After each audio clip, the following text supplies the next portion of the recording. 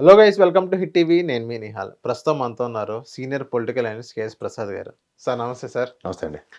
Sir మాకు ఒక clarity ఇవ్వండి. జోగి రమేష్ గారు ఎప్పుడు టీడీపీలో జాయిన్ అవబోతున్నారు? కడుపు కన్నం తిన్నవాడు ఎవడైనా ఆ మాటలు మాడితే నాకు నవ్వాలో ఏడవాలో అర్థం కావట్లేదు.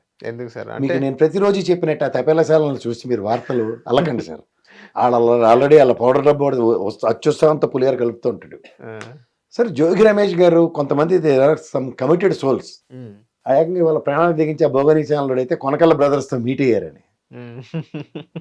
ఎవరికైనా కులం ఒక కన్న తల్లి లాంటిదండి. అవును. రెండోది, ఎంతమంది జడ్డి వేదవులకు తెలుసో తెలీదో నాకు తెలియదు కానండి, భారతదేశంలో ఇద్దరికి సర్దార్ అని పిలుస్తారు.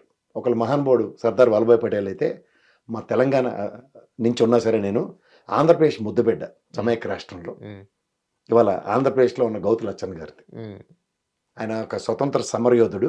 సర్దార్ అని పిలిపించుకునే సామర్థ్యం అంటే ఎంత ఎబిలిటీస్ ఉంటాయో ఆలోచించుకోమనండి. ఎందుకంటే ఇవాళ ఉక్కు మనిషి కింద ఆయనకి అంత పెద్ద విగ్రహం పెట్టిన సర్దార్ వల్లభాయ్ పటేల్ గారికి గుజరాత్లో మనకి చేతకాక ఆ మహనీయుడికి స్మరించుకోవడం మనకి చేతకట్లే. ఉమ్, ఇవాళ కృష్ణా జిల్లా వాళ్ళు నూజివీడు వాళ్ళు కనీసంలో కనీసం ఆ గౌడ సామాజిక వర్గానికి దండం పెట్టాలి. ఆ మహనీయుడికి ఒక విగ్రహావిష్కరణకి ఆ బంగారు తల్లి మనవరాలను పిలిచారు. వీళ్ళు ఎంత తెలివి తక్కువ ఫ్రస్ట్రేటెడ్ సోల్స్ అంటే మనుషులం సార్ మనం. ఉమ్. రాజకీయం అన్నది ఎలక్షన్స్కి అయిపోయిన తర్వాత జోగి రమేష్ గారు ఎవరైనా గెలిచారా? ఓడిపోయారు కదా ఆయన. ఓడిపోయారు. వాళ్ళు గౌతు సురేషమ్మ గెలిచింది. కానీ ఆ అమ్మాయికి వచ్చేసరికల్లా వివక్ష చూడండి. ఉమ్, సోషల్ మీడియాలో వాళ్ళు ఎంత అంటే, మనం ఏదో వైఎస్ఆర్సీపీ వాళ్ళని సోషల్ మీడియాలో ట్రోల్ చేస్తున్నారు, చంపేస్తున్నారు అన్నది కాదు. వాళ్ళకి నచ్చని పని అంటే వాళ్ళకి ఇదే ఒక ప్రియాంబుల్ ఉంటుంది ఇన్వర్టెడ్ కామర్స్లో.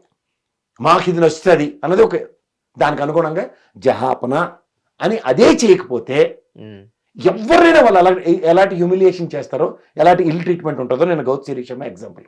ఉమ్. ఎందుకంటే ఒక ఆర్ద్రతతో ఆ అమ్మాయి బాధ వ్యక్తపరుచుకుంది.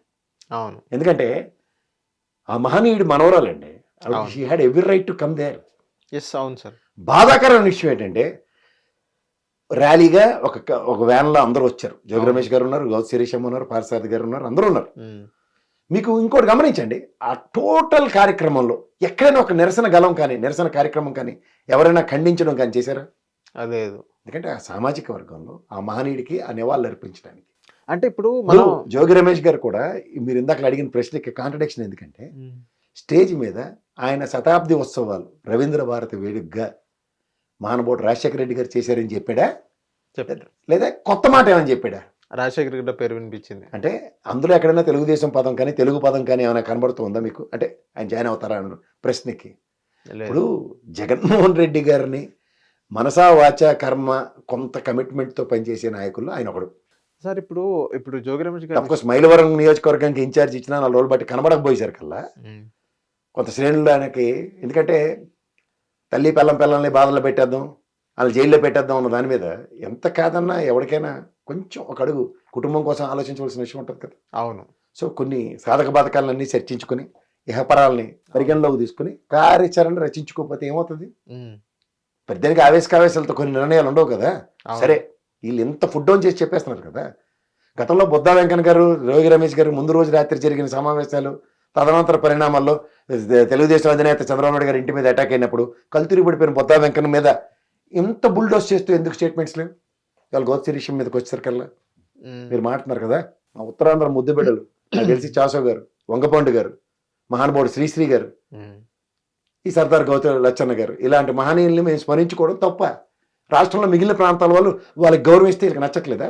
అంటే ఇప్పుడు మరి ఏ బీసీ పునాదుల మీద పార్టీ ఏర్పడిందని చెప్తున్న వాళ్ళకి ఆ బీసీ సామాజిక వర్గంలో ఓ మహనీయుని స్మరించుకోవడం తప్పంటే, ఉమ్, ఆ మనవరాలు వచ్చి ఆయనకి నివాళులు ఎప్పిస్తానన్నప్పుడు చుట్టుపక్కల ఎవరు ఉన్నారు చూసుకోవాలా? ఆ సామాజిక వర్గం వాళ్ళకి ఇది లేదా? మీరు ఇటు నుంచి అటు పెళ్లిళ్ళు చేసేసుకోవచ్చు కదా. ఇదే తలసాని గారు వచ్చి విజయవాడలో చేసిన గలాబాకి సొట్టపల్లని చెప్పి కాంప్రమైజ్ అయిపోయారేటే. ఉమ్, అప్పుడు ఇంత రియాక్టివ్ మోడ్ ఎందుకు లేదు? పైపించి ఉద్ధరించడానికి అప్పుడు అధికారంలో కూడా ఉన్నారు కదా మీరు. ఉమ్, అంటే ఒక్కొక్కరికి ఒక్కొక్క యాడ్ స్టిక్ ఉందా మీరు? ఉమ్. అంటే అంటే ఇప్పుడు- యనమల రామకృష్ణ గారికి అయితే ఒకటి, బొత్తా వెంకన్న గారికి ఒకటి అయితే ఒకటి, ఉమ్, అక్కడ మా గౌతు శిరీషమ్మ అనేసరికల్లా, మా మహాన్బోడి అమ్మాయి అనేసరికల్లా మీరు ఇంకో డిఫరెంట్ యాడ్ స్టిక్ తీసి ఆ అమ్మాయికి బెదిరిస్తారా? ఉమ్. ఇప్పుడు పైపించి ఇంకా అసంతృప్తితో దాని మీద రివ్యూ మీటింగ్లు పెట్టి ప్రతిదీ ప్రక్షాళించి తెచ్చుకొస్తున్నారా? కొనకళ్ళ గారి బ్రదర్లు కూడా ఇన్వాల్వ్ అయిపోయారా? గౌడ సామాజిక వర్గం అంటే అంత చిన్న చూపుకుందా? ఉమ్, అంటే సారీ, మీకు ఇప్పుడు పక్కన పవన్ కళ్యాణ్ గారు ఆ సామాజిక వర్గం కలకల్లాడుతూ కనబడితే బీసీ పునాదుల మీద ఏర్పడిన తెలుగుదేశం పార్టీ అని ఏమైనా వివక్షగా ఏమైనా చూపిస్తున్నారా, లేదా వాళ్ళు ఏమైనా ఇది అనుకుంటున్నారా? నాకు తెలియకడుతున్నా ఇది ఈ విషయంలో ఏమైనా కుల మతాలకి రాజకీయాలకి అతీతంగా ఎంతమంది మహనీయులు విగ్రహావిష్కరణలకి ఎంతమంది గొప్ప వాళ్ళు వచ్చిన ఉదంతాలు లేవా? ఒక స్వతంత్ర సమర యోధుడు వాళ్ళు గాంధీ నెహ్రూ అనగానే కాంగ్రెస్ పార్టీకే కన్ఫైన్ అయ్యి గాంధీ జయంతి కాటికి నివాళులు అర్పించరా? చెప్పండి, ఇలాంటివి ఏమైనా కొత్త పందాకి రీజనల్ పార్టీలు కొత్త తెరలేపితే దీని మీద చర్చిద్దాం. అవును, ఇన్విటేషన్ లెటర్లో గౌడ సామాజిక వర్గానికి సంబంధించిన ఇన్విటేషన్ అది, అందులో ప్రత్యక్షంగా పరోక్షంగా కాకుండా నెక్కచ్చిగా జోగి రమేష్ గారి పేరు ఉంది, ప్రింట్ చేసి ఇన్విటేషన్ పిలిస్తే ఆయన మర్యాద ఇక్కడ కోకటపల్లిలో మీ సామాజిక వర్గ పరిరక్షణ కోసం మీటింగ్లు పెట్టుకుని పవన్ కళ్యాణ్ గారి పార్టీకి ఓట్లు అయిపోయినా వాళ్ళ ఆక్రమణ వెళ్ళబుచ్చినా సరే తప్పు లేదు, కానీ జోగి రమేష్ గారు మాత్రం వెళ్ళేసరికి బాధ వచ్చేస్తుందా? గౌడ సామాజిక వర్గం అయినా తెలుగుదేశం కన్ఫైన్ అయి ఉందని ఏమైనా చరిత్ర చెప్తుందా? లేదు. అయితే ఇంక కుల మతాలకు అతీతంగా రాజకీయ పార్టీలకి ఒక్కొక్క పార్టీకి ఒక్కొక్క సామాజిక వర్గం కన్ఫైన్ అయిపోయిన రాజ్యాంగ సవరణ ఏమైనా చేశారు రీసెంట్ పాస్ట్ లో ఈ 6 నెలల్లో? లేదు.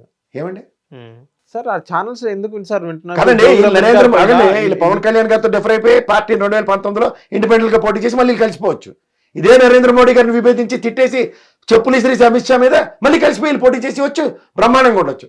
కానీ వేరే వాళ్ళకి మాత్రం వీళ్ళు చుట్టరికలు ఈ పార్టీ నుంచి ఆ పార్టీ నుంచి ఈ పార్టీకి చుట్టరికలు కలుపుకుని పెళ్లి చేసేసుకోవచ్చు. ఇక్కడ నాకు తెలియదు ఏంటి సార్, ఇప్పుడు జోగి రమేష్ గారు అక్కడికి వెళ్ళి ఏం చేయలేదు, ఒకరిని తిట్టలేదు, ఒకరిని విమర్శించలేదు. ఏదైతే లచ్చన్న గారి గురించి చెప్పాడు, వైఎస్ఆర్ రాజశేఖర గారి ఆయన ప్రస్తావన తీసుకొచ్చారే తప్ప ఏ ఒక్కరిని రాజకీయాల గురించి ఏమి సరిగ్గా మాట్లాడిన పరిస్థితి మనం చూసాం కదా. ఎందుకు ఇంత వ్యతిరేకత వస్తుంది ఆ మీటింగ్ పట్ల అని అంటున్నాను. టెన్షన్తో చచ్చిపోతున్నారు. దేనికోసం టెన్షన్? మీకు సామాజిక వర్గాల పునరీకరణ అన్న దగ్గర మీరు ఒకటి గమనించండి.